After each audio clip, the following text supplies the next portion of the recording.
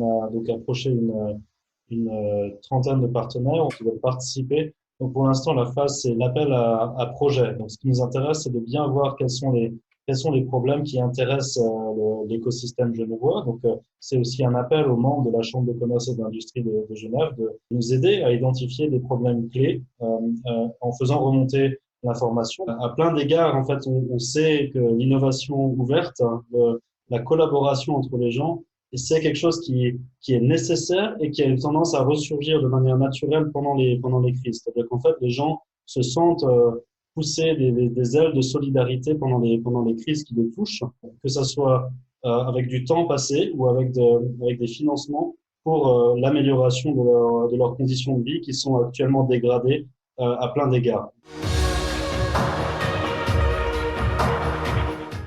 On a mis en place un site web avec un formulaire qui peut être rempli en français ou en anglais. Et ce qui nous intéresse, c'est de savoir d'un côté quels sont les problèmes des gens et puis essayer de voir si on peut agréger des grandes thématiques qui nous paraissent clés en termes d'innovation.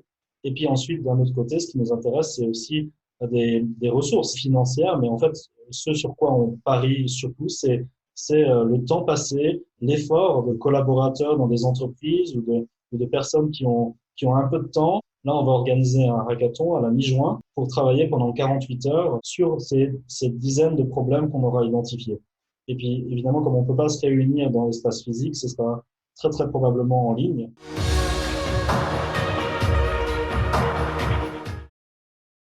On voit des challenges immédiats, par exemple, les HUG qui à un moment avaient besoin de produire des masques, avaient besoin de produire des visières, avaient besoin de produire toutes sortes de matériel qu'ils n'arrivaient pas à se fournir.